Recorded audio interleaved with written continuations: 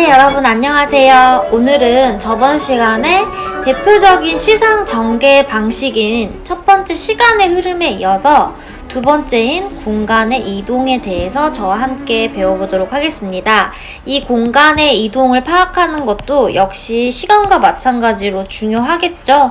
우리가 보통 이렇게 얘기를 하죠. 우리는 3차원의 시공간의 세계에 살고 있다. 이런 식으로 얘기를 하는데, 그래서 이 시간과 공간은 어떻게 보면 화자가 이야기하는 그 세계를 나타내기 때문에 당연히 파악하는 것이 중요합니다. 오늘의 내용 공간의 이동인데요. 공간의 이동에 따라 시상을 전개하는 방식이 중요합니다. 그래서 시의 공간적 배경이 변화하는 것, 이게 눈에 딱 들어와야 돼요. 그런데 이것도요, 그냥 바로 보이는 게 아니라 어느 정도의 이런 작품을 통한 연습이 당연히 문학도 필요합니다. 그래서 제가 공간의 이동을 드러내는 가장 대표적인 작품인 정철의 관동불곡을 가지고 왔어요. 정철의 관동불곡은 주로 고2일 때 이제 필수 작품으로 다루는데요. 수능에서도 기출이 됐고 3학년이 돼도 이 관동불곡 자체가 가사이기 때문에 길어서 좀 어려워하는 경향이 있습니다. 어쨌든 여기서는 이 관동불곡 자체라기보다는 어떤 부분이 공간을 나타내는지 한번 저랑 같이 볼게요. 연춤은 들이달아 경의남문 바라보며 하짓고 물러나니 옥저리 앞에 있다. 평구역 말을 갈아 흑수로 돌아드니 섬강은 어둠에요 치하게 여기로다. 자, 여기 보면요, 이 부분이 바로 어디냐면 이제 한양에서 이 정철이 관찰사로 벼슬을 받아서 떠나게 됩니다. 과정에서 한양에서 이제 원주까지 가는 그 부분에 공간적인 배경이 변화하는 부분을 봐야 되는데, 이 부분은 굉장히 속도가 빠릅니다. 이 경기지방에서 관동까지 가는 그 부분 보이는 거예요. 자, 보면은 연춤은 들이달아 경의남문 바라보며 라고 얘기하는데, 이 연추문과 경의남문은요 모두 이제 한양을 나타내는 공간적인 배경입니다. 그 다음에 하짓고 물러나니는요, 임금님께 인사하고 물러나니 옥절이 여기 앞에 있다라는 거, 이 옥절은 패를 얘기합니다. 관직한테 주는 그런 패입니다. 그 다음에 평구역 말을 가라, 이 중간 지점에서 이제 말을 빌려서 자, 흑수로 돌아드니 섬강은 어디매요? 치악이 여기로다. 치악이 이제 치악산이거든요. 그래서 이 부분에서는 연추문을 지나 경의남문을 지나 평구역을 지나 흑수를 지나 섬강을 지나 치악, 여기 원주까지 이제 도착하는 그런 부분이 나타납니다. 그래서 여러분들이 이 관동불곡만큼은 이제 공부를 할 때 뭐냐면 장소를 가리키는 뭐를 봐라? 시어를 봐야 된다. 그래서 이 시어 때문에 뭘 알 수 있다? 공간이 이동하는 것을 알 수 있다. 이거는 무슨 공부랑 똑같냐면요, 시간의 흐름이랑 똑같습니다. 제가 시간의 흐름 볼 때도 시어를 잘 보라고 했죠. 그래서 문학은 이 시어의 의미를 정확하게 파악하는 것도 굉장히 이제 중요합니다. 자, 그래서 이 공간의 이동을 파악하는 방법을 관동불곡을 통해서 배워보았는데요. 앞에 제가 예시로 든 관동불곡은 단순하게 화자가 공간을 이동하는 그런 부분이 나왔다면요, 사실 현대시라던가 고전시가도 마찬가지지만 이 공간이 화자한테 주는 어떤 감흥을 파악하는 게 더 중요합니다. 사실 우리가 공간이 바뀌면 굉장히 많은 생활이 바뀌잖아요. 내가 서울에 사는 거랑 예를 들어서 뉴욕에 사는 거랑은 삶의 패턴 자체가 다를 수밖에 없죠. 그런데 이 공간이 이동이 된다 하면은 이 화자라는 사람은 어떤 심리적인 변화를 겪는 경우가 많거든요. 그래서 우리는 이 공간이 이 화자한테 어떤 영향을 주는지를 파악하는 게 더 중요합니다. 그래서 첫 번째는 말 그대로 실제적인 공간의 이동을 파악한다. 이게 중요하고요. 그 다음에 두 번째로는요, 화자의 심리 변화를 파악하는 게 중요합니다. 그 다음에 세 번째는요, 이 시에서는 화자가 어떤 대상을 얘기하는 경우가 굉장히 많죠. 근데 화자는 지금 유배지에 있다. 근데 화자가 그리워하는 대상, 특히 임으로 형상화되는 임금은 한양에 있다. 이러면은 공간이 많이 떨어져 있죠. 그래서 이 화자가 이 대상한테 가고 싶어서 공간을 극복하고 싶어하는 그런 욕망이 나타나는 경우가 있습니다.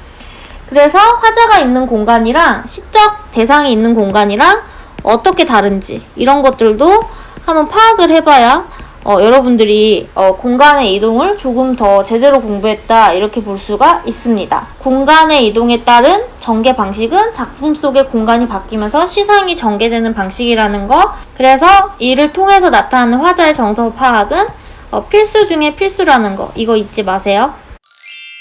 자, 그 다음에 이제 같이 함께 살펴볼 작품은요, 김기림의 길이라는 작품입니다. 이 작품은요, 시라고 착각하기 쉬운데 수필입니다.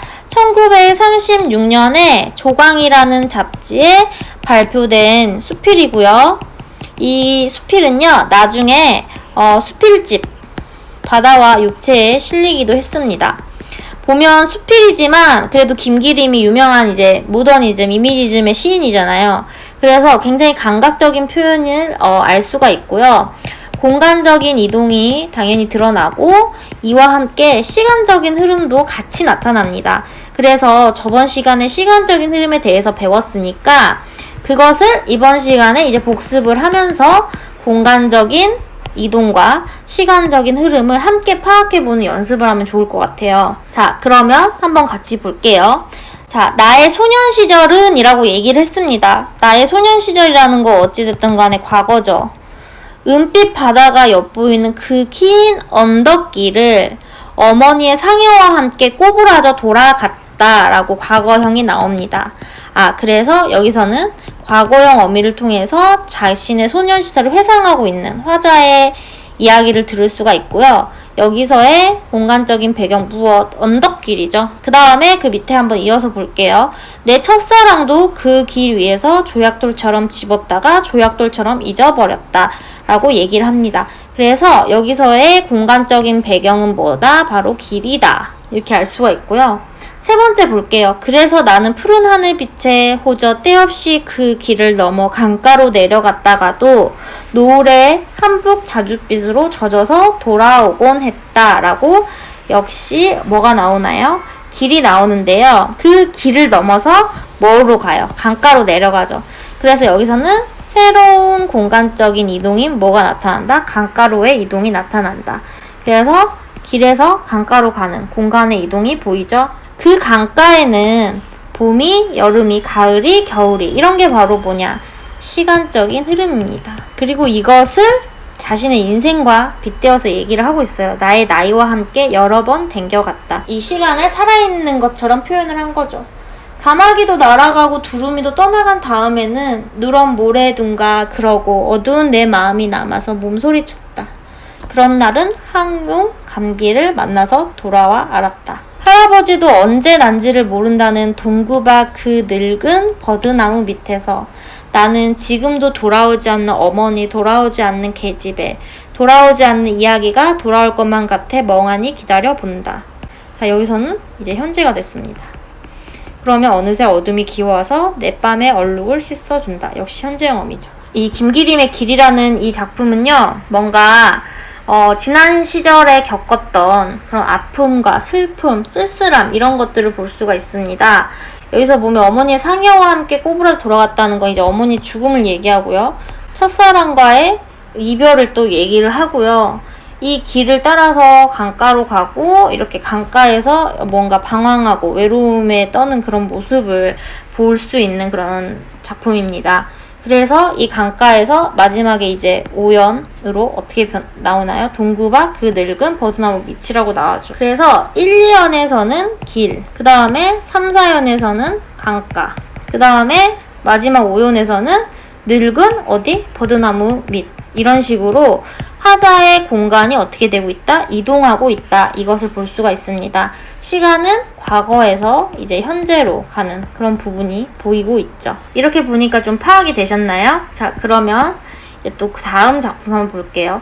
김광균의 성우부근이라는 시인데요. 이 시는요, 김광균 시인의 이제 대표적인 시입니다. 1937년에 조선일보에 이제 발표된 시고요. 김광균도 김기림과 마찬가지로 모더니즘, 이미지즘, 주지주의라고도 하죠. 지성적인 것을 중시하는 이런 시 경향으로 유명한 작가입니다. 자, 성어부고는 이렇게 쭉 읽어보면요, 여러분이 전문을 한번 보시는 것도 좋을 것 같아요. 자, 여기서 1, 2로 나눠져 있는데요. 자, 성호라는 게 뭐냐면 여기서 이 호가 이 호수호자거든요. 별이 뜨는 호수의 그런 부근에서 쓴 시입니다. 보면 우리가 이걸 알 수가 있어요. 양철로 만든 다리 하나 수면 위에 떨어지고 부서지는 얼음 소리가 날카로운 호적같이 옥섬에 스며든다라고 지금의 풍경을 묘사하고 있는데, 이 화자가 있는 곳이 바로 어디냐는 거죠.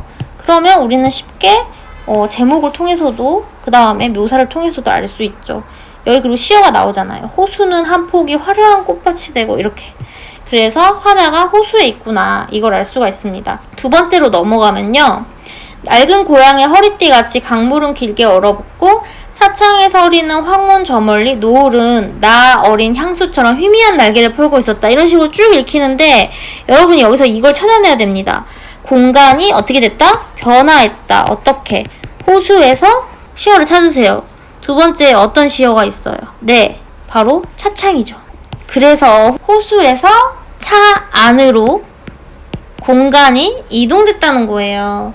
그래서 이 부분에서는요, 화자가 한 곳에 머물지 않고 공간을 변화하면서 자신의 시상을 펼치고 있다, 이것을 파악해야 됩니다. 이 모더니즘 시 같은 경우는 시어 자체가 한자도 많고 뭔가 감정이 절제되어 있고 말 그대로 서정성이 아니라 주지성, 지적인 것을 중요하기 때문에 이런 세부적인 게 눈에 잘 안 들어올 수 있습니다. 하지만 만약에 김광균의 성어 부군을 문제로 내고 이 시에서는 공간의 이동이 드러난다라고 하면은 선택지는 이제 맞는 게 되는 거죠. 그래서 여러분들이 이런 거를 찾는 그런 눈과 그 다음에 문학을 보는 그런 안목, 이런 것들을 앞으로도 잘 길렀으면 좋겠습니다. 오늘 강의는 여기까지고요. 다음 시간에 다시 만나요. 꼭 좋아요와 구독 눌러주세요. 안녕.